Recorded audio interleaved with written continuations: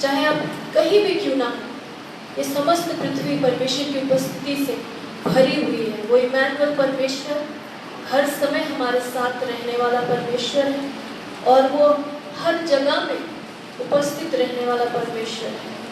आप इस समय जहाँ कहीं पे हैं, विश्वास करते हैं कि परमेश्वर की उपस्थिति आपके बीच में है।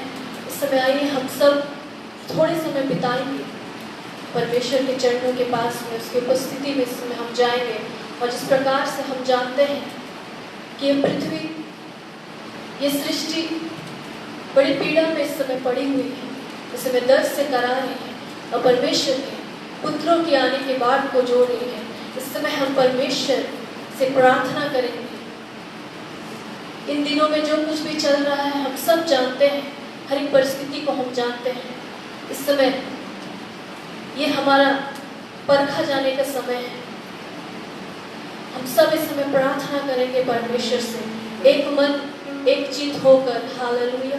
और इस समय आइए हम एक सच्ची आराधना इस समय हम परमेश्वर के सम्मुख हम प्रस्तुत करेंगे। हम सब आत्मा में होकर, एक मन होकर, एक जुबान होकर इस समय हम परमेश्वर को पुकारेंगे, उसके नाम को ऊंचा उठाएंगे, उसको महिमा देंगे, उसकी तारीफ करेंगे। और जिस प्रकार से हम जानते हैं परमेश्वर का वचन कहता है, जो अंत तक धीरज धरेगा उसी का उद्धार होगा। हालेलुया। इस समय हमें धीरज धरने की आवश्यकता है। मेरे प्रिय, आइए इस समय हम परमेश्वर की उपस्थिति में जाएंगे। हम सब अपनी आंखों को बंद करेंगे। इस समय अपने ध्यान को इस समय परमेश्वर की ओर लगाएंगे। Hallelujah, hallelujah. एक गीत है जो इस प्रकार से कहता है कि विश्वास परखा जाएगा, इसे आनंद की बात समझो, और शैतान तुमको डराएगा, इसे आनंद की बात समझो।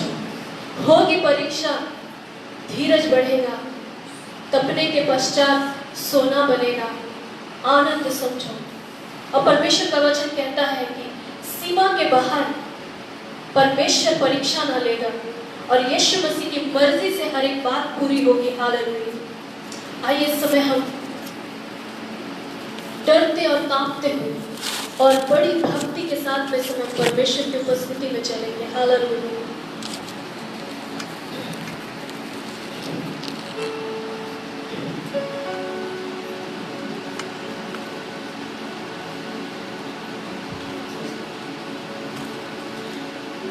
विश्वास परखा जाएगा, आनंद समझो, शैतान तुमको डराएगा, आनंद समझो। विश्वास परखा जाएगा,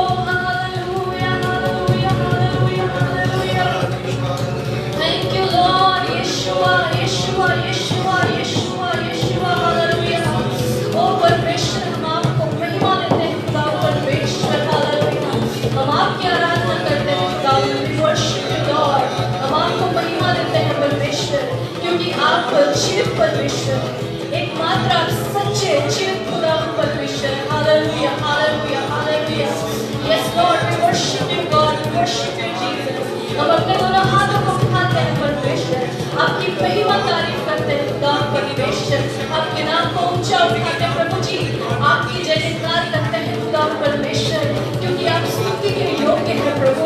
ओ हालेलुया, महिमा के योग्य परमेश्वर है, आप ऊंचे सिंहासन में विराजमान रहने वाले परमेश्वर हैं। हम आपकी तारीफ करते हैं। Hallelujah hallelujah hallelujah hallelujah. Yes Lord, राजाओं के राजा, प्रभुओं के प्रभु, ओ आपको महिमा देते हैं खुदा परमेश्वर, आपकी तारीफ करते हैं प्रभु जी, आपकी प्रशंसा करते हैं, जय जयकार करते हैं खुदा। Lift up your holy name O God. Hallelujah hallelujah hallelujah hallelujah. Glory glory glory glory glory glory glory. महिमावान परमेश्वर है, महिमा से भरपूर परमेश्वर है, ज्योति और प्रकाशन के बीच में रहने वाले परमेश्वर, ऊंचे सिंहासन पे बैठने वाले परमेश्वर, स्वर्ग और पृथ्वी आपकी महिमा से भरपूर है खुदा परमेश्वर। Heaven and earth is full of your glory. We worship you, Lord. We worship you, O Jesus. We worship you, O God. We worship you, Lord. Hallelujah. Hallelujah, hallelujah, hallelujah, hallelujah. Thank you, Lord. Thank you, Master. You deserve the glory, Lord. You deserve the praise, O Jesus. Hallelujah. Hallelujah. Oh, we worship you, O Lord. आपके समान, आपके तुल्य और कोई दूसरा परमेश्वर नहीं है खुदा। आप सच्चे और अच्छे परमेश्वर, आप जीवित परमेश्वर, आप राज्य करते हैं खुदा परमेश्वर। हालेलुया। स्वर्ग और पृथ्वी को बनाने वाले मेरे जीवित सृष्टिकर्ता परमेश्वर, समय हम आपको आदर देते हैं प्रभु, हम आपको महिमा देते हैं खुदा। Hallelujah hallelujah. हम आपका सम्मान करते हैं खुदावंद। Hallelujah. Lord, we thank you for your wonderful presence, O God. आपकी उपस्थिति के लिए हम आपको धन्यवाद करते हैं। Oh Spirit of the Living God, we welcome you, Lord. Hallelujah. प्रभु, हम आपका स्वागत करते हैं हमारे मध्य में खुदावंद परमेश्वर। सारी महिमा आपको मिलने पाए परमेश्वर। Yes, Lord. Thank you, Jesus. Thank you, Lord. Thank you, Jesus. इस आराधना को परमेश्वर हम आपके हाथों में सौंप देते हैं। प्रभु यीशु मसीह के नाम से मांग करते हैं। सब कहेंगे आमेन। हालेलुया। आइए इस समय हम आगे की ओर बढ़ेंगे और इस समय हम अपने बाइबल को अपने हाथों में लेंगे और हम भजन संगीता में से इस समय हम पढ़ेंगे।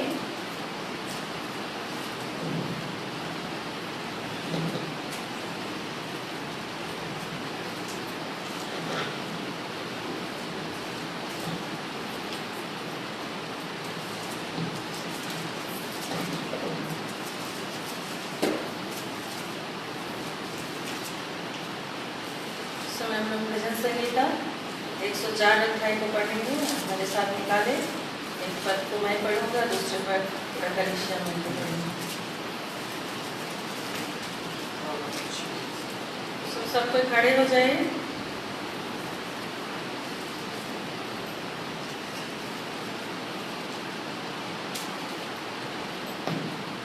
हे मेरे मन, तू यहोवा को धन्य है। हे मेरे परमेश्वर यहोवा, तू अत्यंत महान है। तू वैभव और ऐश्वर्य का वस्त्र पहने हुए है। जो उजियाले को चादर के नाए उड़े रहता है और आकाश को तंबू के समान ताने रहता है।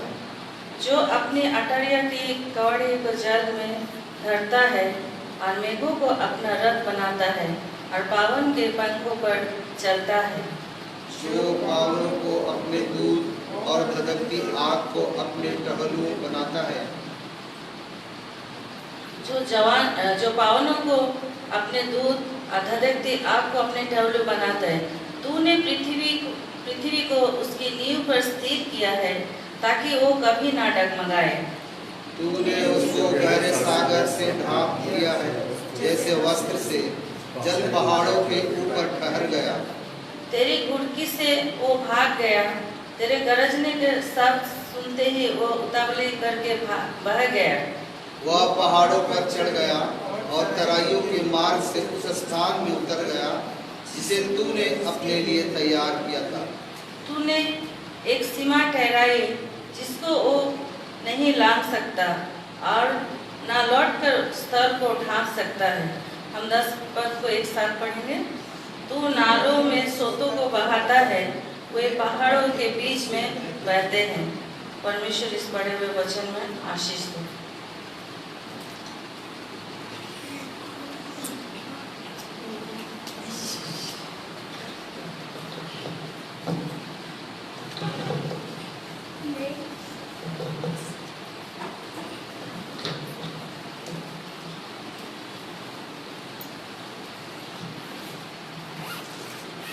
हालेलुया। सबको जय मसीह की। परमेश्वर का धन्यवाद हो और प्रभु की नाम की महिमा और उसकी प्रशंसा हो कि प्रभु ने हमें संभाला और जीवित रखा और हर एक प्रकार के बुराइयों से उसने हमें बचा कर रखा। इसलिए हम परमेश्वर को हम धन्यवाद देते हैं। प्रभु ने हमारे जीवन में एक नया दिन को धन्यवाद देते हैं। मैं आपको बताना चाहता हूँ कि आज रविवार का दिन है। इस दिन को जब हम हर्ष और आनंद से मनाते हैं, सप्ताह का पहला दिन, जब हम अपना जीवन, अपना सब कुछ हम परमेश्वर के हाथों में हम समर्पित करते हैं। फिर भी मैं आपको बताना चाहता हूं कि आज बहुत लोग अपने मन में व्याकुल हैं, चिंतित हैं। उनका चिंता इस कारण बढ़ चुका है क्योंकि लॉकडाउन बढ़ चुका है। कई लोग मुझे फोन करके पूछ रहे हैं, पास्टर जी कलीसिया कब स्टार्ट होगी, कब हम गैदर हो सकते हैं, कब हम एक दूसरे के साथ मिल सकते हैं। मैं आपको बताना चाहता हूं कि हमें चिंतन करने की आवश्यकता नहीं, हमारे मन को व्याकुल होने की आवश्यकता नहीं। हमें परमेश्वर ने ये समय दिया है कि हम अपने आप को तैयार करें।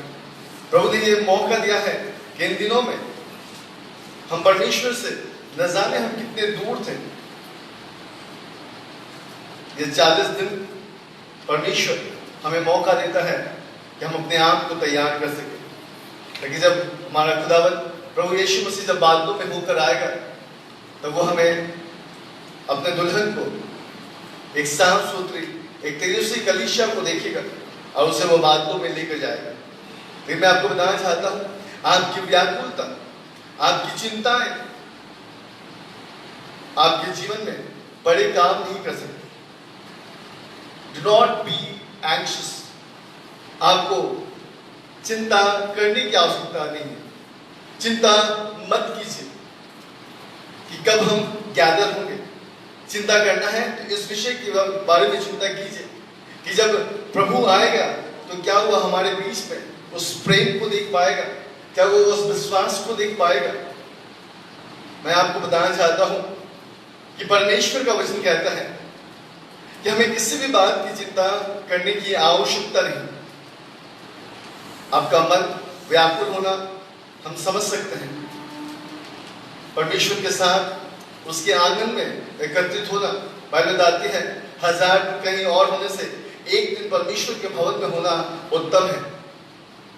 मेरे प्रियो, मैं आपको बताना चाहता हूं, प्रभु हमें और आपको यह अनुग्रह के समय में ये समय दिया है ताकि हम उसके पास आए, अपने घुटनों पे आए, अपने जीवन को परमेश्वर के अधीन कर दे, अपने आप को परमेश्वर के सम्मुख लेकर आए और अपना जीवन संपूर्ण रीति से परमेश्वर के हाथों में हम समर्पित कर दे।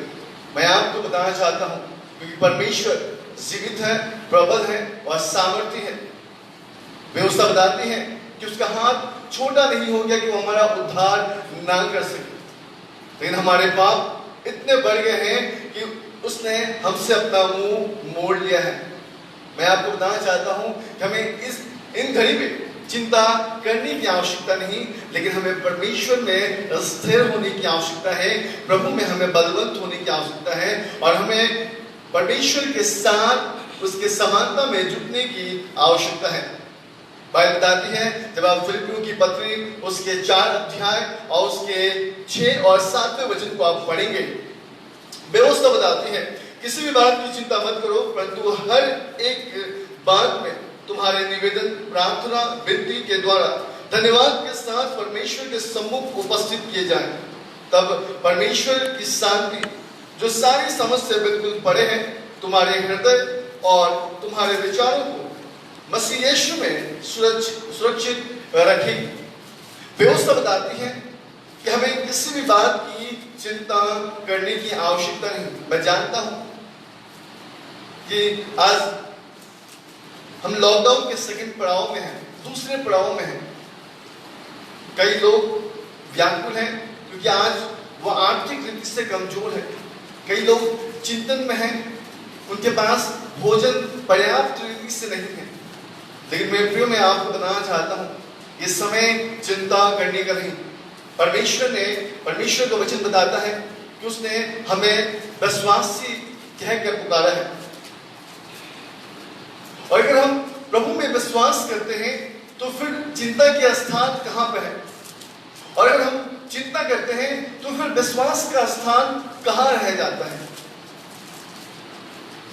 मैं आपको बताना चाहता हूं, अगर आप विश्वास करते हैं तो आपके जीवन में चिंता होने की कोई भी शब्दावली आपके जीवन में ना होने पाए। अगर आप विश्वास करते हैं तो आपके जीवन में चिंता नहीं, लेकिन आपके जीवन में प्रभु होने की आवश्यकता है। अगर आप चिंता करते हैं तो मैं आपको बताना चाहता हूं कि आप विश्वास में अब तक परिपक्व नहीं हुए हैं। आपको अपने विश्वास को और भी मजबूती से बढ़ाने की आवश्यकता है। याद रखिए, छोटी से छोटी बातें जो आज आपको दुखी पहुंच जाती हैं क्योंकि आप फाइनेंशियली कमजोर हैं, आपके पास सटीक रीति से पर्याप्त भोजन नहीं है, आपके पास सटीक रीति से परमेश्वर के उपस्थिति में आप नहीं आ पा रहे हैं, मैं आपको बताना चाहता हूं, अपने आप को नम्र करें, अपने आप को दीन करें। क्योंकि जब आप फिलिपियों की पत्री पढ़ते हैं तो मैं आपको बताना चाहता हूं, इस फिलिपियों की पत्री को पढ़ने के द्वारा मैं इस बात को समझ रहा था कि पौलुस कितनी पीड़ाओं में था, कितने कष्टों में था, फिर भी प्रभु का वचन कहता है कि पौलुस आनंदित था। और वो कहता है आनंदित होते हुए कि किसी भी बात की चिंता मत करो, परंतु हर एक बातों में तुम्हारे निवेदन, प्रार्थना और विनती के द्वारा धन्यवाद के साथ परमेश्वर के सम्मुख उपस्थित किए जाए। आज हम परमेश्वर के सम्मुख हम क्या उपस्थित कर रहे हैं? अपनी चिंताओं को, अपने कष्टों को, अपने परेशानियों को। व्यवस्था कहती है कि आज उन चीजों को हमें परमेश्वर के सम्मुख प्रार्थना के द्वारा उपस्थित करने की आवश्यकता है, अर्थात हमें प्रभु के सम्मुख उसे परोसने की जरूरत है। क्योंकि व्यवस्था बताती है, परमेश्वर का वचन कहता है कि तब परमेश्वर की शांति जो सारी समझ से बिल्कुल परे है, तुम्हारे हृदय और तुम्हारे विचारों को मसीह यीशु में सुरक्षित रखेगी। क्या अब तक हम प्रभु में सुरक्षित हैं?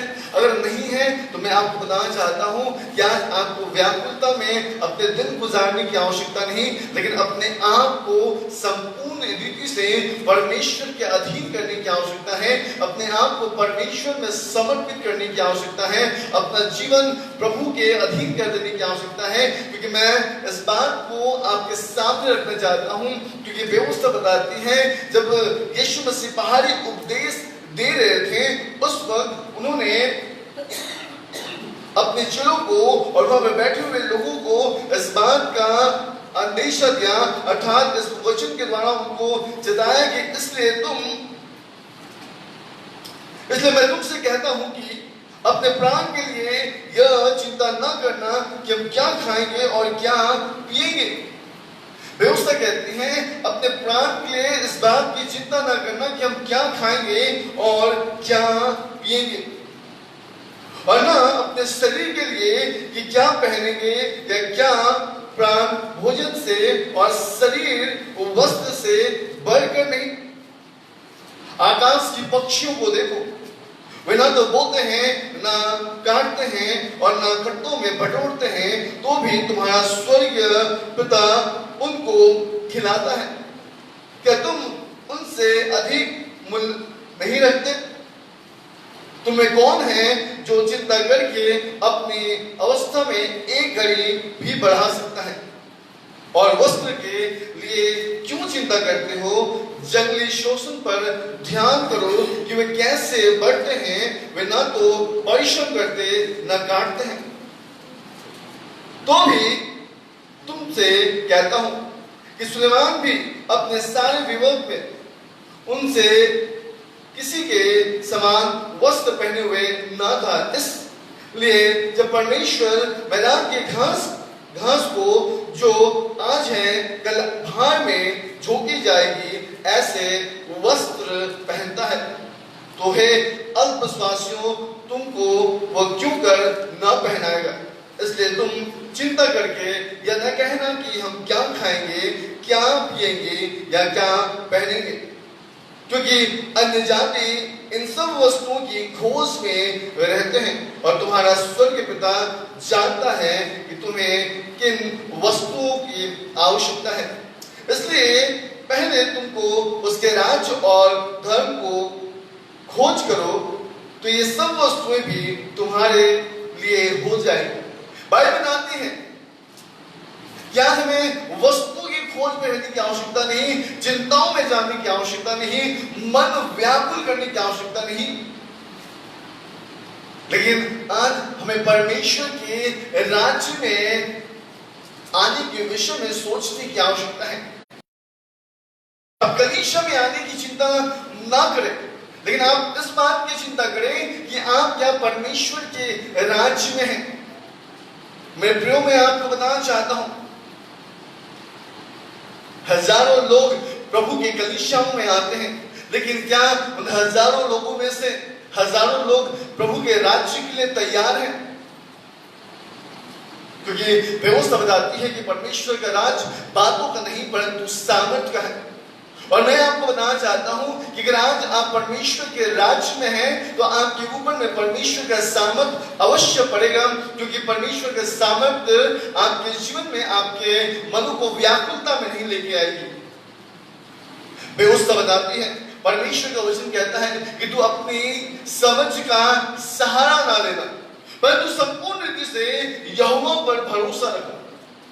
क्या हम और आप परमेश्वर के ऊपर में संपूर्ण रीति से हम भरोसा करते हैं, या हमारा मन अभी भी व्याकुल है, चिंता है? लोग मुझसे कहते हैं, पास्टर ये कब खत्म होगा, किस प्रकार से ये कोरोना वायरस जाएगा, हम कब फिर से संगति कर पाएंगे? लेकिन क्या हमने कभी इस बात के विषय में सोचा है, इस बात के विषय में हमने जाना है कि क्या जब प्रभु यीशु मसीह आएगा तो क्या हम उसके साथ बातों में उठा लिए जाएंगे? हम अपने आप को ईस्टर संडे में जब हम एकत्रित नहीं हो पाए, बहुत लोगों ने अफसोस जाहिर किया, लेकिन मैं आपसे पूछना चाहता हूं, क्या आप ईस्टर संडे के लिए अपने मन में अफसोस जाहिर कर रहे हैं, लेकिन क्या यीशु मसीह आने वाला है, आप उसके लिए तैयार हैं? क्या उसके लिए आपके पास कोई तैयारियां हैं? आपने ईस्टर के लिए बहुत कुछ सोच के रखा था, बहुत कुछ तैयारी करने की सोच के रखी थी, लेकिन यीशु मसीह आने वाला है, हमारा खुदा बाप मुझे और आपको लेने आने वाला है। क्या हम तैयार हैं? क्या आज उस परमेश्वर के लिए जो हमें हर बातों से संभाल कर रखता है, क्या आज हम उसके लिए तैयार हैं?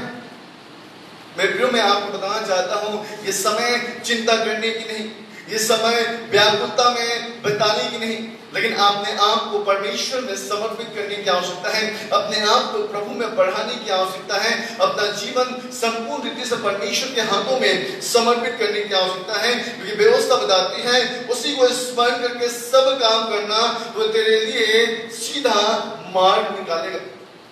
मैं आपको बताना चाहता हूं, ये कोरोना वायरस बहुत लंबे समय तक हमें एक दूसरे से अलग नहीं रख पाएगा, लेकिन ये वायरस इसलिए हमारे बीच में कार्य कर रहा है कि हम विश्वास में और भी परिपक्व हो जाए, और भी मजबूत हो जाए। हमारे समस्याओं के समय में व्यवस्था बताती है, जब आप याकूब की पत्री को पढ़ते हैं, वहां पे परमेश्वर के वचन में साफ रीति से लिखा है कि जब नाना प्रकार की चिंताएं आए तो इसे आनंद की बात समझो। और मेरे और आपके लिए यह आनंद का विषय है। क्या आज हमारे बीच में एक ऐसी समस्या आके खड़ी है? मैं आपको बताना चाहता हूं, आज मुझे और आपको धीरज धरने की आवश्यकता है, प्रभु में परिपक्व होने की आवश्यकता है, प्रार्थनाओं में लौलीन होने की आवश्यकता है, प्रभु के वचन में अपने आप को समर्पित करने की आवश्यकता है, क्योंकि मैं जानता हूं कि परमेश्वर हमारी चिंताओं पर मनन करता है। व्यवस्था बताती है, परमेश्वर के वचन में लिखा है, पहला पत्रस उसके 5 अध्याय उसके 7वें वचन में, कि अपनी सारी चिंता उस पर डाल दो क्योंकि उसको हमारा ध्यान है। फिर आज हम क्यों व्याकुल हैं, क्यों आज हम अपनी चिंताओं में अपना दिन बिता रहे हैं? मैं आपको बताना चाहता हूं, डू नॉट बी एंग्शियस। आज मुझे और आपको चिंताओं में दिन बिताने की आवश्यकता नहीं, मुझे और आपको अपने आप को प्रभु में बढ़ाने की आवश्यकता है, अर्थात विश्वासियों को ढाढ़स बनवाने की आवश्यकता है, उनके विश्वास को और मजबूत करने की आवश्यकता है, क्योंकि परमेश्वर जानता है, वो कहता है कि अपनी सारी चिंता मुझ पर डाल दो क्योंकि मुझे तुम्हारा ध्यान है। और मैं आपको बताना चाहता हूं, जो लोग अपनी चिंता परमेश्वर के कानों पे लाते हैं, जो लोग अपने बोझ परमेश्वर पे डालते हैं, मैं आपको बताना चाहता हूं, परमेश्वर उनके जीवन में विश्राम देता है, उनके जीवन में शांति देता है। आप मेरे साथ एक वचन निकाल सकते हैं, पढ़ सकते हैं। आप भजन संगीता उसके 34 अध्याय उसके 5वें वचन को आप मेरे साथ पढ़िएगा। और व्यवस्था बताती है कि जिन्होंने उसकी ओर दृष्टि की उन्होंने ज्योति पाई और उनका मुख कभी काला ना होने पाया।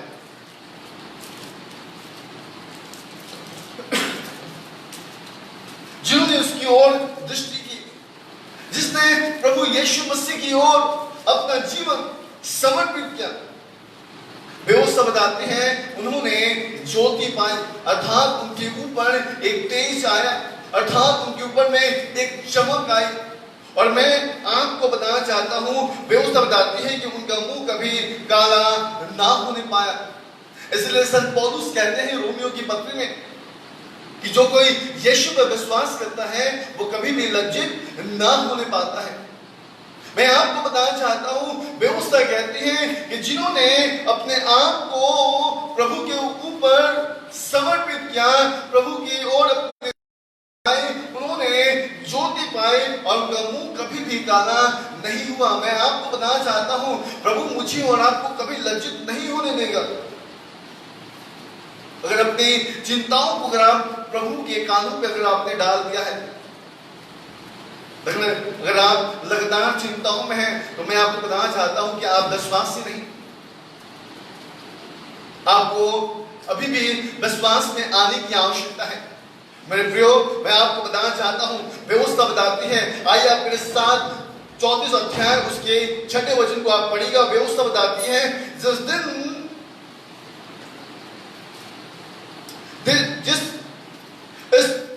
जन ने पुकारा तब यहोवा ने सुन लिया और उसको उसके सब कष्टों से छुड़ा दिया। व्यवस्था कहती है, परमेश्वर का वचन बताता है कि जब दीन जन यहोवा को पुकारते हैं, जब प्रभु की ओर दुहाई लगाते हैं, व्यवस्था बताती है, परमेश्वर का वचन कहता है उसको उसके कष्टों से छुड़ा दिया जाता है। आज जब आप यीशु मसीह के नाम से आप मांगेंगे, मैं आपको बताना चाहता हूं कि परमेश्वर आपके जीवन में कर सकता है।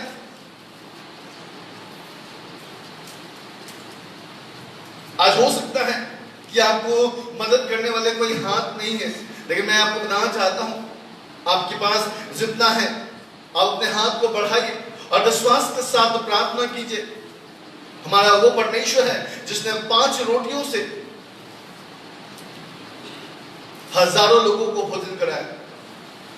हमारा वो परमेश्वर है जिसने 7 रोटियों से और कुछ मछलियों के द्वारा हजारों लोगों को भोजन कराया। तो क्या आज वो आपको ऐसे ही छोड़ देगा? क्या आप तरसते रहे? बाइबल बताती है, भजन संगीता उसके 27 अध्याय उसके 10वें वचन में, कि मेरे माता पिता तुम्हें छोड़ सकते हैं, त्याग सकते हैं, लेकिन वो ना तो मुझे और ना तो वो आपको कभी छोड़ेगा, क्योंकि वो मुझसे और आपसे प्रेम रखता है। मेरे प्रियो, मैं आज आपको बताना चाहता हूं कि आप चिंता ना करें, डू नॉट बी एंग्शियस, क्योंकि व्यवस्था बताती है दीन जनों ने उसको पुकारा और उसने उनके कष्टों से उसको छुड़ा दिया। यहोवा के डरवैये ये चारों ओर उनका दूत छावनी किए हुए उनको बचाता है। याद रखिए, अगर आप चिंताओं में हैं, आपको कोरोना वायरस स्पर्श कर सकता है, लेकिन अगर आप विश्वास में हैं और आप घर में हैं, कोठरी में बंद हैं, प्रार्थनाओं में दिन गुजार रहे हैं, मैं आपको बताना चाहता हूं, आपको कोई भी वायरस स्पर्श नहीं कर सकता। प्रभु ने हमें तैयार किया है इन दिनों के लिए कि हम अपनी कलीसियाओं के लिए प्रार्थना कर सकें, अपने मसीह भाई बहनों के लिए हम प्रार्थना कर सकें, अपने आत्मिक माता पिता के लिए हम प्रार्थना कर सकें, अपनी कलीसिया के तेजस्वी होने के लिए हम प्रार्थना कर सकें, ताकि उसमें किसी भी प्रकार के दाग और झुर्री ना होने पाए। लेकिन आज हम चिंताओं में हैं, छोटी छोटी बीमारियां हमें चिंताओं में डाल देती हैं। मैं प्रियो में आपको बताना चाहता हूं कि क्या आपने अपने आप को प्रभु में समर्पित किया है? अगर नहीं किया तो मैं आपको बताना चाहता हूं, यह समय है कि आप अपने आप को प्रभु में समर्पित करें। आप मेरे साथ एक वचन निकाल सकते हैं, मत्ती सुसमाचार उसके 6 अध्याय और उसके 8वें वचन को आप मेरे साथ पढ़ सकते हैं। और व्यवस्था बताती है, प्रभु के वचन में लिखा है, तो तुम उनकी नाई ना बनो, क्योंकि तुम्हारा पिता तुम्हारे मांगने से पहले जानता है कि तुम्हारी क्या क्या आवश्यकता है। व्यवस्था बताती है कि परमेश्वर जानता है कि हमारी इन दिनों में क्या क्या आवश्यकता है। परमेश्वर को पता है। और मैं आपको बताना चाहता हूं, यही कारण है कि इन दिनों में इतने गैजेट आपको दिखाई देते हैं। आज से 10 साल पहले कोई गैजेट नहीं था, कोई स्मार्टफोन नहीं था। मैं प्रियो में आपको बताना चाहता हूं, क्या स्मार्टफोन और कई गैजेटों के द्वारा आप परमेश्वर के वचन को आज सुन सकते हैं। This is a grace time, ये अनुग्रह का समय है। डू नॉट बी एंग्शियस, आपको चिंताओं में जाने की आवश्यकता नहीं, अपने मन को व्याकुल करने की आवश्यकता नहीं, बल्कि अपने आप को परिपक्व करने की आवश्यकता है। और हमें क्या करने की आवश्यकता है इन दिनों में? मैं आपको बताना चाहता हूं, इफिसियों की पत्री में आप जाएंगे, उसके 6 अध्याय और उसके 18 वचन में लिखा है कि हर समय हर प्रकार से आत्मा में हमें प्रार्थना करने की आवश्यकता है, और विनती करते रहने की आवश्यकता है, और जागते रहने की आवश्यकता है, ताकि हम सब पवित्र लोगों के लिए लगातार विनती क्या कर सके। आज बहुत से ऐसे प्रभु में भाई बहन हैं जो नए विश्वास में आए हैं, लेकिन कलीसियाओं में इन दिनों में जब हम इकट्ठा नहीं हो पाते हैं, मैं आज आपको बताना चाहता हूं, उन पवित्र भाई बहनों के लिए हमें प्रार्थना करने की आवश्यकता है। प्रभु के दासों के लिए प्रार्थना करने की आवश्यकता है। क्या ऐसे प्रभु के दास हैं जो फाइनेंशियली बहुत कमजोर हैं? बहुत ऐसे प्रभु के जन हैं जो सेवकाई में अपना सब कुछ समर्पित करते हैं, जिनके पास आज कुछ भी नहीं, लेकिन उनके पास परमेश्वर की उपस्थिति है, उनके पास परमेश्वर का सामर्थ्य है। हालेलुया। मैं प्रियो मैं आपको बताना चाहता हूं कि आज हमें एंग्शियस होने की आवश्यकता नहीं, लेकिन हर समय हर बातों में हमें आत्मा में होकर प्रार्थना करने की आवश्यकता है। हमें अपने आप को परमेश्वर में समर्पित करने की आवश्यकता है, क्योंकि व्यवस्था बताती है कि मांगो तो तुम्हें दिया जाएगा, ढूंढो तो तुम पाओगे, और खटखटाओ तो तुम्हारे लिए खोला जाएगा। आज हमें मांगने की आवश्यकता है, हमें आत्मिक वरदान मांगने की आवश्यकता है। आज कलीसियाओं में कितने आत्मिक वरदान दिखते हैं, कितने लोगों के जीवन में पवित्र आत्मा का फल दिखता है। ये समय है कि हम प्रभु से मांगे, ये समय है कि हम आत्मा के फलों में बढ़े, ये समय है कि हम आत्मा के वरदानों में हम बढ़े। बाइबल कहती है कि मांगो तो तुम्हें दिया जाएगा, ढूंढो तो तुम पाओगे, और खटखटाओ तो तुम्हारे लिए खोल दिया जाएगा।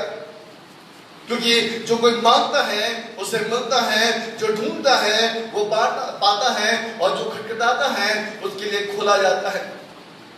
क्या आज हम मांग रहे हैं? मैं आपको बताना चाहता हूं, आज आप अपने कष्टों के समय में आप किसी से कुछ मांगते भी हैं, हेल्प लेते हैं, मनुष्य आपको एक बार मदद करेगा, एक बार अपने हाथों को बढ़ाएगा, लेकिन क्या इस संकट के समय में वो व्यक्ति दोबारा आपकी तरफ हाथ बढ़ाएगा क्या? लेकिन मैं आपको बताना चाहता हूं कि हमारा खुदा बाप अपने बाएं फैलाए हुए, बाइबल कहती है कि स्ट्रेच हिज हैंड, वो अपने हाथों को फैलाते हुए वो हमें बताता है कि वो हमसे कितना प्रेम करता है। हालेलुया। हमें उस खुदावंद से मांगने की आवश्यकता है, उस परमेश्वर से मांगने की आवश्यकता है। और बाइबल कहती है कि आप मांगोगे और आपको मिलेगा, आप ढूंढोगे आप पाओगे, और खटखटाओगे आपके लिए खोल दिया जाएगा, आपके लिए खोल दिया जाएगा।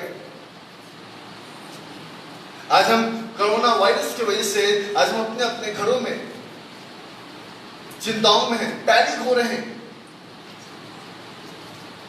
लेकिन आप परमेश्वर के उन जनों के विषय में आप सोचिएगा। विलियम कैरी, क्या आपने विलियम कैरी के विषय में पढ़ा है?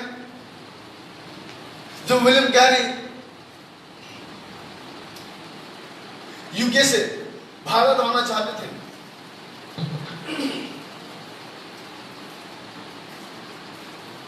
उन्हीं के लोगों ने उनको आने से मना कर दिया,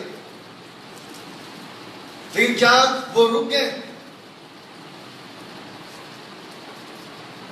बाइबल बताती है कि वो अपने निशानी की ओर दौड़ रहे हैं। उनके जीवन में कितना कष्ट आया।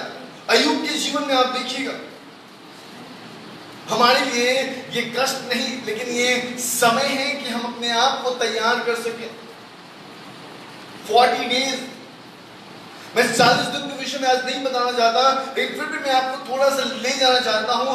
याद रखें, जब 40 दिन मूसा मिस्रियों के बीच में था और वो अपने सारे तालिबों को उसने लिया, और लेने के बाद बाइबल बताती है परमेश्वर 40 दिनों के लिए, 40 वर्षों के लिए उसको कहाँ रख दिया? व्यवस्था बताती है 40 वर्षों के लिए वो मध्यान्ह देश में चला गया, और वहां पर जाकर भेड़ और बकरियों को चढ़ाया करता। मूसा का जीवन क्या था? लेकिन व्यवस्था बताती है कि उन 40 वर्षों के बाद परमेश्वर ने उसे बहुत आयत से इस्तेमाल किया। हालेलुया। हम विश्वास करते हैं कि इन 40 दिनों के बाद परमेश्वर हर एक कलीसियाओं को बहुत आयत से इस्तेमाल करेगा। मेरे प्रिय, मैं आपको बताना चाहता हूं, डू नॉट बी एंग्शियस। आज मुझे और आपको चिंताओं में जाने की आवश्यकता नहीं। बाइबल बताती है, लूका यीशु समाचार उसके 18 अध्याय उसके पहले वचन को आप पढ़ेंगे, व्यवस्था बताती है वहां यीशु मसीह ने चेलों को कहा, फिर उसने इसके विषय में कि नित्य प्रार्थना करना और साहस नहीं छोड़ना चाहिए, उसने ये दृष्टांत कहा। उसने वहां पर एक दृष्टांत कहा।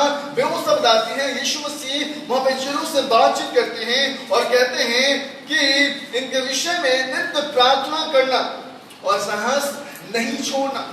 आज मुझे और आपको भी प्रार्थना करने की आवश्यकता है, साहस छोड़ने की आवश्यकता नहीं, व्याकुलता में जीवन बिताने की आवश्यकता नहीं, लेकिन विश्वास में परिपूर्ण होकर प्रभु में हमें लगातार प्रार्थनाओं में जीवन व्यतीत करने की आवश्यकता है। व्यवस्था बताती है जब यीशु मसीह ने उस जगह पे एक दृष्टांत कहा तो बताया कि एक ऐसा व्यक्ति था जो किसी से भयभीत नहीं होता था, ना तो स्वर्ग में विराजमान परमेश्वर से और ना ही धरती पर किसी व्यक्ति से।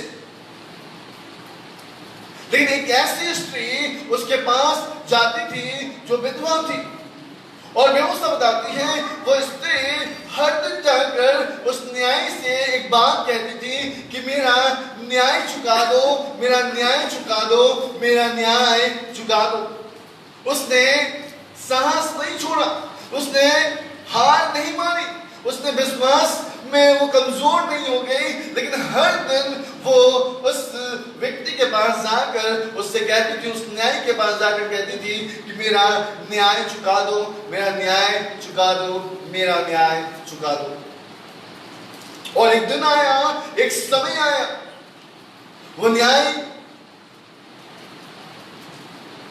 अपने मन में इस बात को सोचने लगा, जबकि मैं स्वर्ग में विराजमान परमेश्वर से नहीं डरता, इस धरती पर किसी मनुष्य से नहीं डरता, लेकिन ये स्त्री है जो मेरे नाम में दम कर देती है। अगर मैं इसका न्याय ना चुकाऊं, ये मेरा पीछा ना छोड़ेगी। बाइबल बताती है, जब आप पढ़ेंगे वहां पे, जब आप लूका सुसमाचार उसके 18 अध्याय और उसके 7वें वचन को आप पढ़ेंगे, आप ऐसा पढ़ सकते हैं, लूका उसके 18 अध्याय और उसका 7वां वचन। वहां पर लिखा है, तो क्या परमेश्वर अपने चुने हुओं का न्याय ना चुकाएगा, जो रात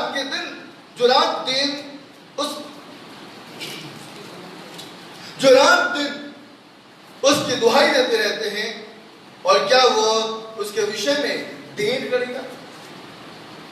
क्या आपको लगता है कि आप आने वाले दिनों में संगति नहीं कर पाएंगे? क्या आपको लगता है यही समय है कि दुनिया विनाश हो जाएगी? मैं आपको बताना चाहता हूं,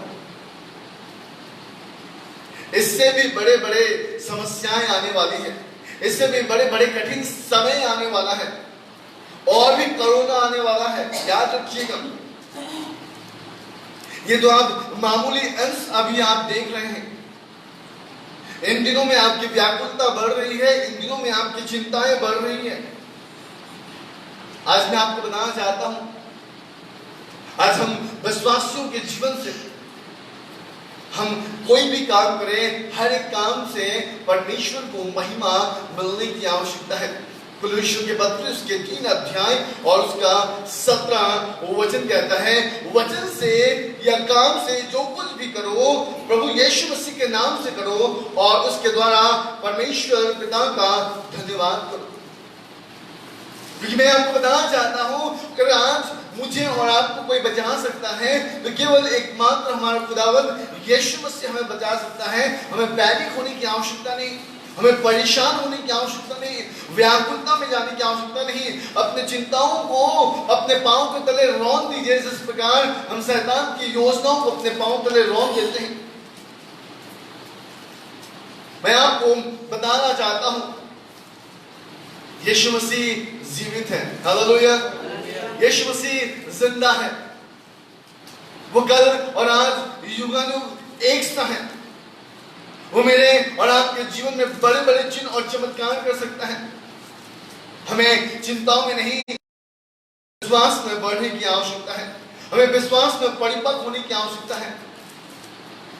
भजन उसका 55 अध्याय उसके 22 वचन में लिखा है कि अपना बोझ यहोवा पर डाल दे, वो तुझे संभाल लेगा।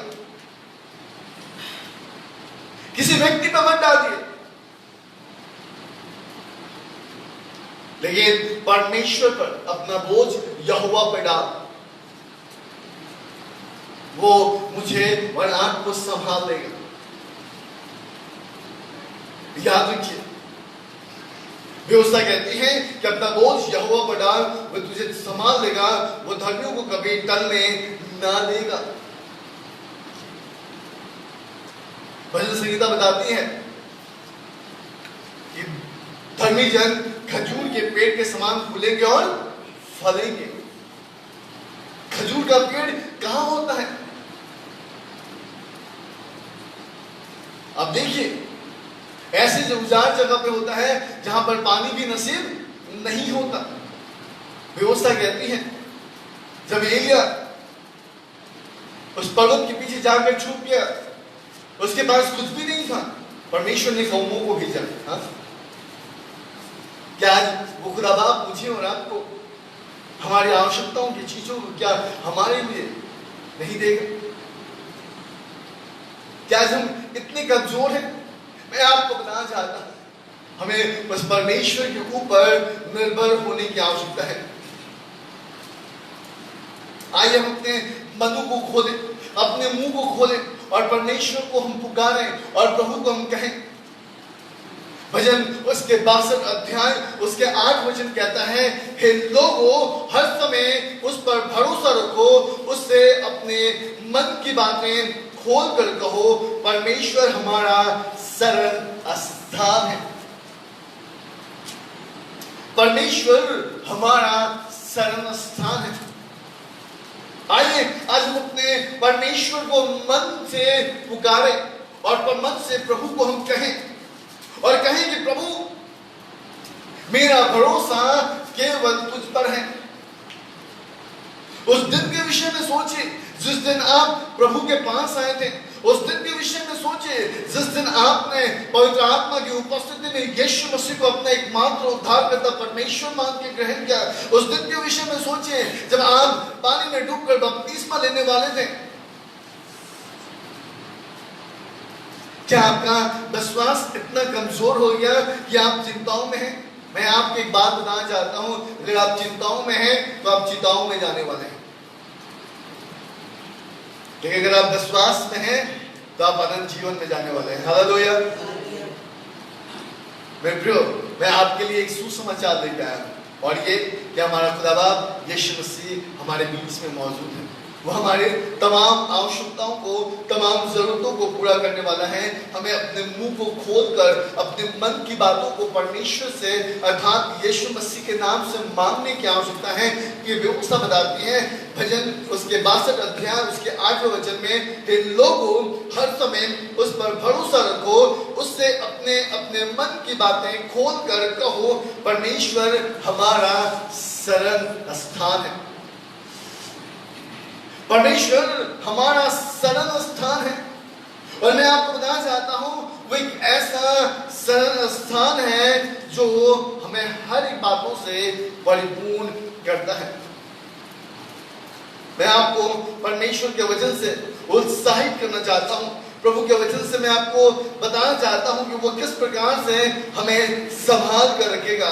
आप में से कई लोगों ने इन दिनों में भजन उसका 91 अवश्य पढ़ा होगा और व्यवस्था बताती है भजन उसके 91 वर्स 1 में, जो प्रथम प्रधान के छाए हुए स्थान में बैठा है वह सर्वशक्तिमान के छाए में ठिकाना पाएगा।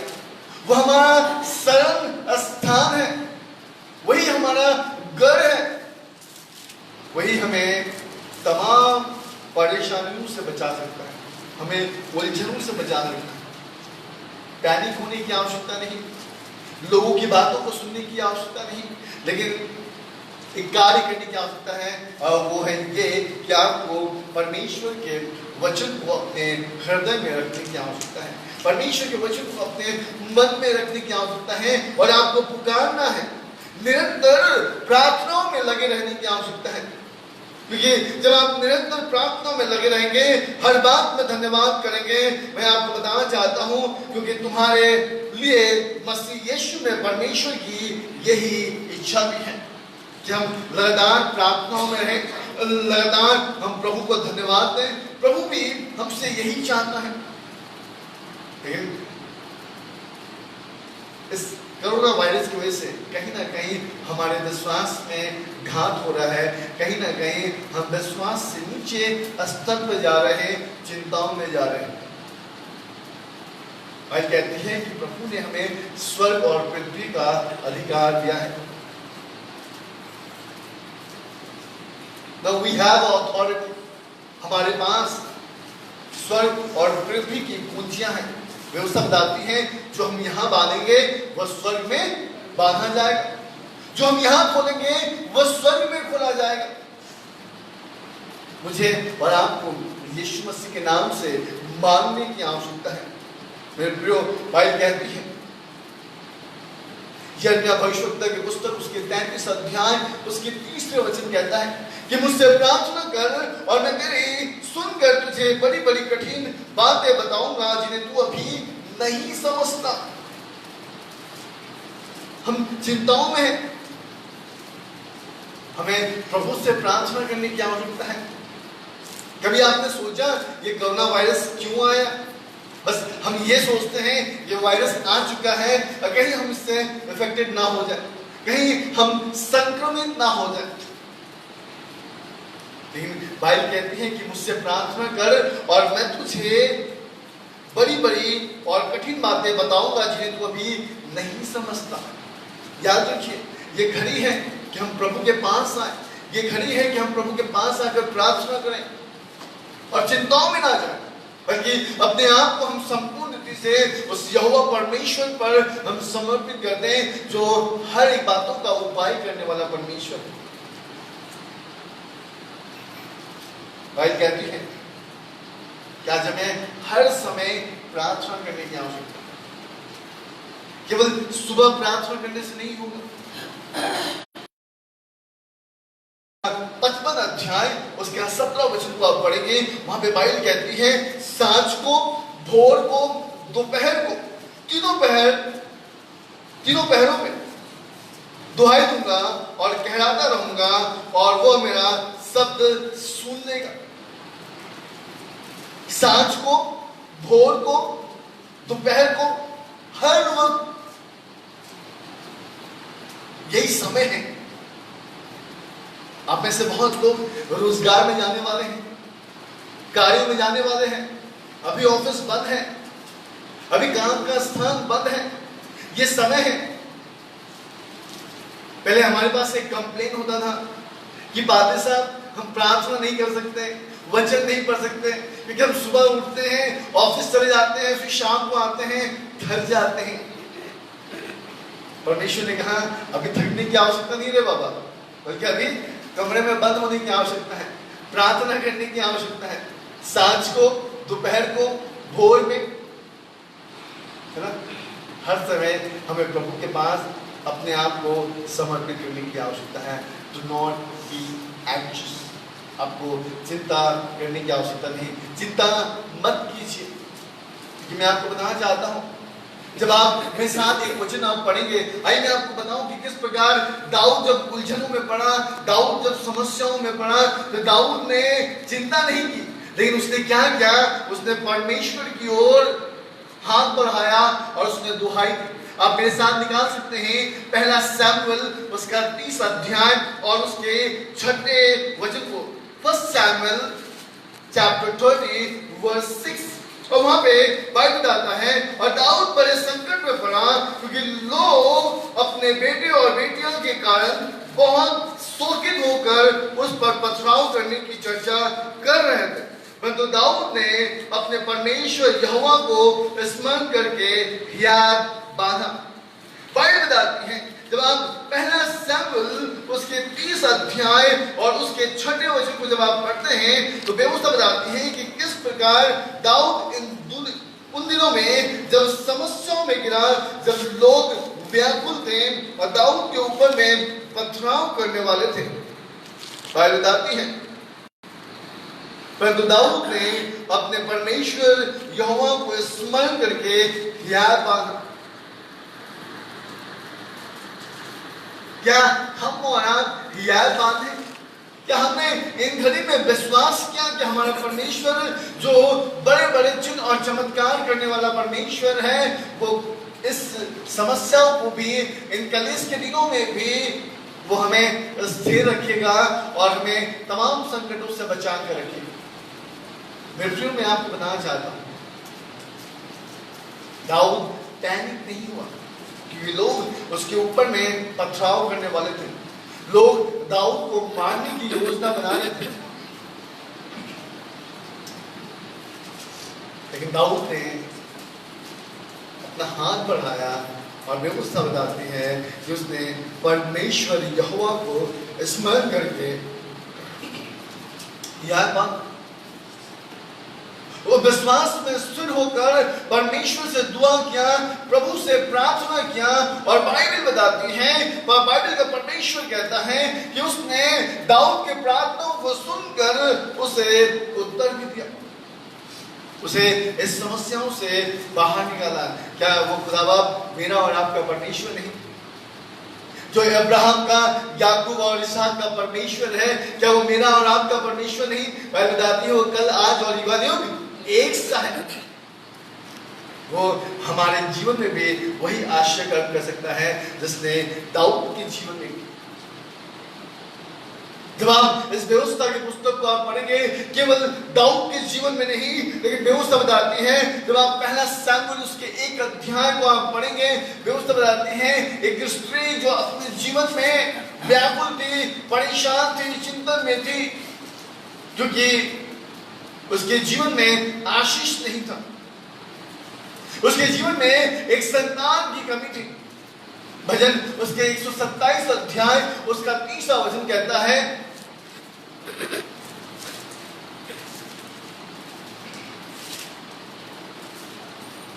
गर्भ का फल यहोवा का प्रतिफल है। गर्भ का फल यहोवा का प्रतिफल है, और उस प्रतिफल के लिए वो स्त्री अपने मन में व्याकुल थी, चिंतन में थी। वो किसी व्यक्ति के पास नहीं गई, वो एली के पास जाकर ये नहीं गई कि मेरा गर्भ सूना है, मेरा गर्भ सूख चुका है और मुझे एक संतान की आवश्यकता है। लेकिन बाइबल बताती है वो प्रभु की उपस्थिति में गई, वो परमेश्वर के पास गई और उसने गुहार लगाया, उसने दुआ की, उसने प्रार्थना की, उसने निवेदन की।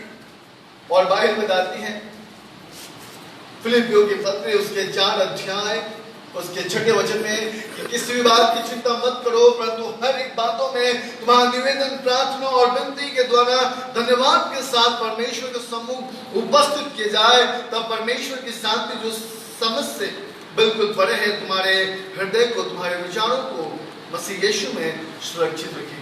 और बेहुस्ता बताती है कि जब उसने प्रार्थना करना आरंभ किया, जब वो प्रभु में लौलीन होकर प्रभु को पुकारने लगी, मैं आपको बताना चाहता हूं परमेश्वर ने उसके गर्भ को आशीष दी। आज आपके जीवन में भी बहुत सी बातों की आवश्यकताएं हैं, लेकिन वो खुदा बाप, वो यीशु मसीह आपके जीवन को भरना चाहता है। आमीन। वो हमारे जीवन को भरना चाहता है, वो आशीषों का मूल स्रोत है। वो आज मुझे और आपको आशीषमय बनाना चाहता है। अगर आज आप अपने जीवन में आशीषमय होना चाहते हैं, आशीष को प्राप्त करना चाहते हैं, तो मैं आपको बताना चाहता हूं हमारे पास यह अच्छा समय है कि सांझ को, भोर को, दोपहर को, हर समय हम उसे मनन करें, हर समय उसे अपने प्रार्थनाओं में याद करें, हर समय हम धन्यवाद दें कि प्रभु, हम धन्यवाद देते हैं कि इन दिनों में प्रभु तूने हमें तैयार किया।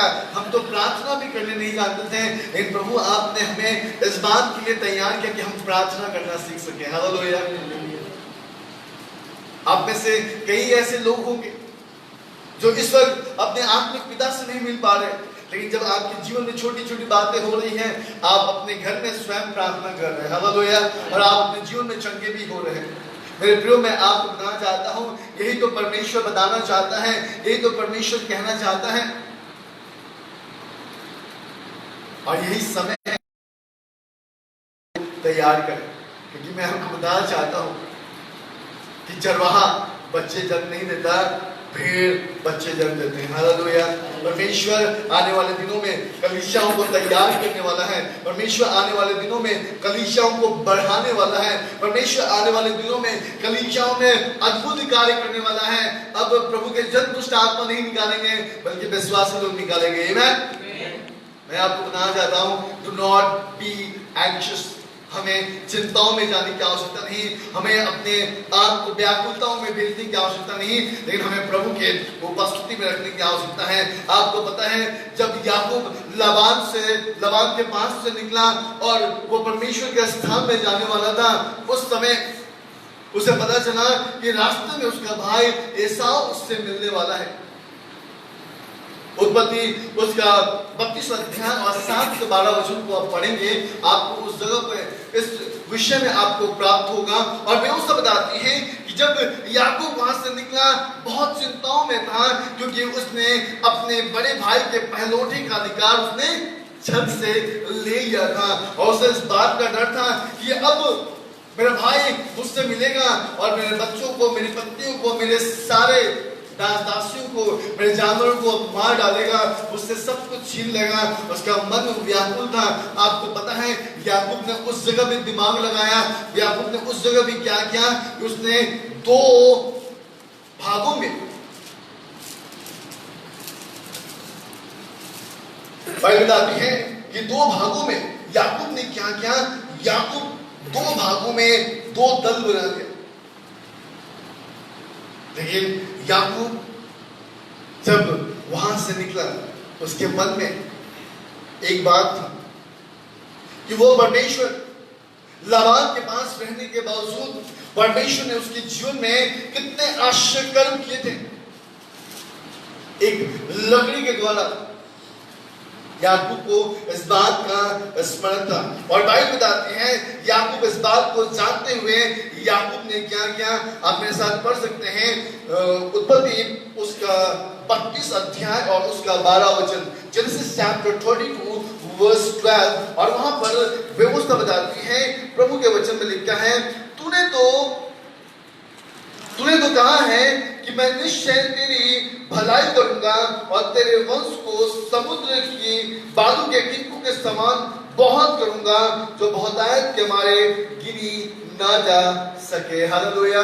जो बहुतायत की व्यवस्था बताती है कि जब याकूब को इस बात का स्मरण था, याकूब अपने रास्ते से हटा नहीं, लेकिन याकूब गया और वो परमेश्वर से दुहाई दे रहा था कि तूने तो कहा कि तुम्हें वंश को आशीष करेगा, वो बालू के टिक्कों के समान जो गिनी नहीं जा सकती है, तुम उसके समान करेगा।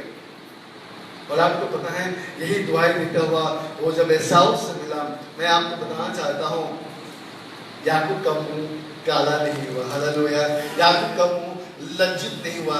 मेरा खुदा बाप आपको भी लज्जित ना होने देगा, मुझे भी लज्जित ना होने देगा, क्योंकि वो जीवित परमेश्वर है, वो मेरे और आपके साथ रहने वाला परमेश्वर है। और बाइबल बताती है उसका नाम इम्मानुएल है, जिसका अर्थ है कि वो हमारे संग और साथ रहने वाला परमेश्वर है। आपने दाऊद के विषय में देखा, जब उसकी परिस्थिति खराब हुई उसने परमेश्वर की ओर गुहार लगाया। आपने हन्ना की ओर देखा, जब उसे आशीष चाहिए था, उसे संतान की आशीष चाहिए थी, उसने परमेश्वर की ओर गुहार लगाया। जब याकूब समस्याओं में पड़ा, याकूब ने भी प्रभु की ओर दुहाई लगाया। और व्यवस्था बताती है कि परमेश्वर ने उस मुश्किल के घड़ी में भी उसे बाहर निकाल दिया।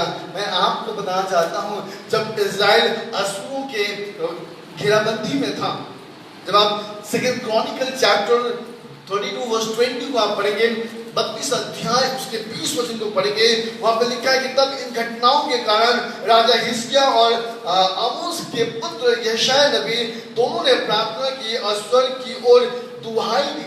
और व्यवस्था बताती है कि जब उन्होंने प्रार्थना करना आरंभ किया, और व्यवस्था बताती है कि परमेश्वर ने उनकी प्रार्थनाओं को सुनकर स्वर्ग से उत्तर दिया। और बाइबल व्यवस्था बताती है वह असूर जो इज़राइली के विरोध में थे उनसे दूर चला गया। मैं आपको बताना चाहता हूं, व्यवस्था बताती है जब इज़राइली लोग बंधुआई में थे और शद्रक मेशक अबेदनगो जब आग में भस्म होने वाला था, ऐसे पीड़ाओं के समय में शद्रक मेशक अबेदनगो लगातार परमेश्वर से प्रार्थना कर रहे थे। लगातार उस कलेश के समय में, उस संकट के समय में, उस पीड़ाओं के समय में लगातार वो दुआ कर रहे थे। बाइबल कहती है पहला थिस्सलुनीकियों उसके 5 अध्याय उसका 17 वचन में, निरंतर प्रार्थना में लगे रहो। आज लगातार कलीसियाओं को, लगातार विश्वासियों को, लगातार प्रभु के जनों को, पवित्र लोगों को लगातार प्रार्थना करने की आवश्यकता है। मेरे प्रियो, मैं आपको बताना चाहता हूं, तभी परमेश्वर हमारे जीवन में आश्चर्य कर्म कार्य को कर सकता है, तभी प्रभु हमारे जीवन में अद्भुत रीति से कार्य कर सकता है। व्यवस्था बताती है, जब पहला सैमुएल उसके 7 अध्याय उसके 12 वचन को आप पढ़ेंगे, व्यवस्था कहती है कि तब सैमुएल ने एक पत्थर लेकर मिस्पा और सेन के बीच में खड़ा किया और यह कहकर उसका नाम एबेनेजर रखा, यहाँ तक कि यहोवा हमारी सहायता की है। व्यवस्था बताते हैं कि सैमुएल ने एक पत्थर रखा और उसका नाम एबेनेजर रखा। इसका अर्थ है परमेश्वर हमारी सहायता करने वाला परमेश्वर है। हालेलुया। मेरे प्रियो, मैं आपको बताना चाहता हूं, डू नॉट बी एंग्शियस। लेकिन इस घड़ी में हमें ज्यादा से ज्यादा अपना समय प्रार्थनाओं में, अपना जीवन प्रभु में व्यतीत करने की आवश्यकता है। अपने आप को पवित्र लोगों के साथ संपर्क साध कर रखने की आवश्यकता है। याद रखिए, इन दिनों में हमें ज्यादा से ज्यादा अपने कलीसियाओं के भाई बहनों के विषय में प्रार्थना करने की आवश्यकता है। हो सकता है हम में से कई लोग जो है आर्थिक रीति से मजबूत है, लेकिन हम में से कई ऐसे भाई बहन हैं जो आर्थिक रीति से बहुत कमजोर हैं। अगर आपको चिंता करने की आवश्यकता है तो मैं आपको बताना चाहता हूं, आप चिंता करें कि आपके भाई और आपके मसीह में आपके बहन इन दिनों में कौन सा भोजन खा रहे हैं, किस प्रकार से उनका जीवन है। मैं एक आखिरी वचन पढ़ूंगा, उसके बाद हम लोग प्रार्थना में जाएंगे। आप मेरे साथ निकाल सकते हैं सॉन्ग ऑफ सोलोमन।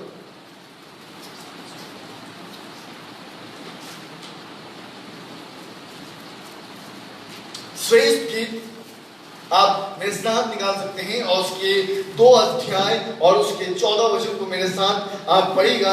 और व्यवस्था वहां पे बड़ी अच्छी बात बताती है जो मैं आपके सामने रखना चाहता हूं। आप मेरे साथ पढ़ सकते हैं। वहां पे लिखा है, हे मेरी कबूतरी, पहाड़ की दरारों में और टीलों के पूंज में तेरी मुख मुझे देखने दे, तेरा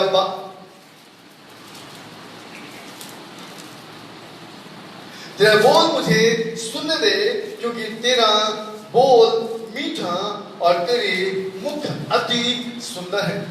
व्यवस्था बताती है, जब आप इस श्रेष्ठ गीत को उसके 2 अध्याय उसके 14 वचन को जब आप पढ़ते हैं, और व्यवस्था बताती है कि यह पुस्तक राजा सुलेमान के द्वारा लिखी गई है। और इस श्रेष्ठ गीत के द्वारा मैं आपको एक बात बताना चाहता हूं, जो यहाँ पर व्यवस्था बताती है उसके 2 अध्याय और उसके 14 वचन में, हे मेरी कबूतरी, पहाड़ के दरारों में और टीलों के कुंज में तेरा मुख मुझे देखने दे, तेरा बोल मुझे सुनने दे, क्योंकि तेरा बोल मीठा और तेरा मुख सुंदर है।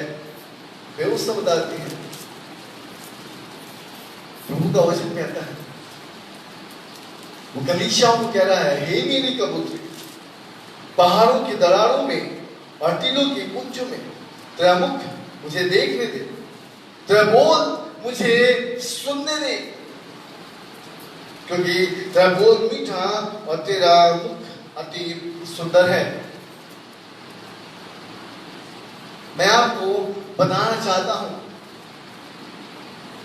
कि आज हमें एंग्शियस होने की नहीं, लेकिन हमें नम्र और दीन होने की आवश्यकता है। क्योंकि व्यवस्था बताती है कि जब 3 लोग प्रार्थना करते हैं, परमेश्वर उनके प्रार्थनाओं को सुनकर उनको कष्टों से छुटकारा देता है। याद रखिए, ये समय है कि हम अपने आप को प्रभु में समर्पित करें। ये समय है कि हम अपना जीवन प्रभु के लिए समर्पित कर दें। अगर आज भी आप व्याकुल हैं, चिंताओं में हैं, कष्टों में हैं, और इस विषय में आप सोचते हैं कि कौन आपके जीवन में उद्धार का कार्य कर सकता है, तो मैं आपको बताना चाहता हूं, अभी भी आप विश्वास में नहीं। हे मेरी कबूतरी, पहाड़ों के दर्रों में और टीलों के कुछ में तेरा मुख मुझे देखने दे, तेरा बोल मुझे सुनने दे, क्योंकि तेरा बोल मीठा और तेरा मुख अति सुंदर है। हालेलुया। आइए इस वक्त हम खड़े हो जाएंगे और प्रार्थना में जाएंगे, अपने आप को हम प्रभु में समर्पित करेंगे। हालेलुया, धन्यवाद पवित्र पवित्र पवित्र परमेश्वर। प्रभु हम आपका धन्यवाद देते हैं प्रभु, आपकी महिमा करते हैं परमेश्वर। प्रभु आज हमारा जीवन चिंताओं में है प्रभु, आज हम अपने मन में व्याकुल हैं प्रभु, हम परेशानियों में हैं परमेश्वर, और लगातार हम इन दिनों में परमेश्वर हम अपने आप को खुदा ऐसे हम करके रखे हैं प्रभु कि हमारा मन लगातार प्रभु व्यर्थ बातों को सोचता है। प्रभु तू हमें तैयार कर,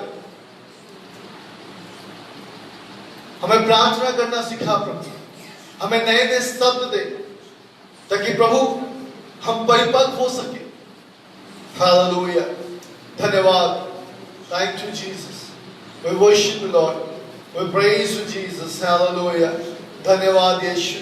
प्रभु हम आपकी स्तुति करते हैं, आपकी आराधना करते हैं परमेश्वर। प्रभु हम विश्वास करते हैं पिता कि जिस प्रकार से प्रभु इस महामारी का नाम कोविड-19 पड़ा है प्रभु जिस प्रकार से 2019 चला गया और आज हम 20 में हैं प्रभु, हम विश्वास करते हैं पिता ये कोविड-19 यीशु मसीह के नाम से जल्द से हमारे बीच से जाने वाला है प्रभु। इस कोविड-19 को हम यीशु मसीह के नाम से हम श्रापित करते हैं पिता। हम प्रार्थना करते हैं पिता कि ये जहां से आया है प्रभु पिता वो अधलोक के फाटक के अंदर परमेश्वर अर्थात परमेश्वर उस अधलोक में यह प्रवेश कर जाने पाए प्रभु, ताकि खुदावन तेरे लोग तेरे प्रस्तुत करने पाए, तेरी आराधना करने पाए पिता। प्रभु होने दे प्रभु कि हम अपनी सारी चिंताओं को आपके कांधे पर डालने पाए प्रभु, क्योंकि बाइबल बताती है कि आपको हमारा ध्यान है, आप हमारे विषय में पिता मनन करते हैं परमेश्वर। प्यारे परमेश्वर हम आपका धन्यवाद करते हैं। इस घड़ी प्रभु हम अपने आप को संपूर्ण रीति से आपके हाथों में समर्पित करते हैं पिता। हम प्रार्थना करते हैं प्रभु जी कि होने दीजिए ताकि पिता इन दिनों में पिता हमारा मन व्याकुल ना हो, लेकिन हम प्रार्थना करने वाले होने पाए प्रभु, हमें एक योद्धा बन सके परमेश्वर, ताकि प्रभु जो अंधकार की शक्तियों के साथ हमारा युद्ध है प्रभु उसके लिए पिता हम आत्मिक हथियारों को हम अपने जीवन में बांध लें पिता। और प्रभु इन चिंताओं से हम हट कर पिता विश्वास में परिपक्व महिमा देने पाए। इस घड़ी प्रभु हम प्रार्थना करते हैं जो लोग बीमार हैं प्रभु, जो लोग परमेश्वर कष्ट में हैं प्रभु, जो आर्थिक रीति से कमजोर हैं पिता, जिनके पास परमेश्वर भोजन पर्याप्त रीति से नहीं है प्रभु, प्यारे परमेश्वर तो उपाय करने वाला परमेश्वर है, अपने हाथों को बढ़ा प्रभु, हर एक के चिंताओं के अनुसार परमेश्वर उनके जीवन में कार्य कर प्रभु। उन्हें दीजिए प्रभु कि आप परमेश्वर विश्वास के द्वारा परमेश्वर आपको प्लीज करने पाए प्रभु, विश्वास के द्वारा आपको प्रसन्न करने पाए प्रभु, और उनके घटी और उनके बढ़ती में प्रभु आप उनके संग और साथ होने पाए पिता, ताकि प्रभु आपको महिमा और आपकी प्रशंसा होने पाए। हम धन्यवाद करते हैं पिता, सारी महिमा हम आपको देते हैं परमेश्वर। इस छोटी सी विनती और प्रार्थना अपने उद्धार करता प्रभु यीशु मसीह के नाम से मांगते हैं, सुनिए स्वर्गराज में कहें आमीन।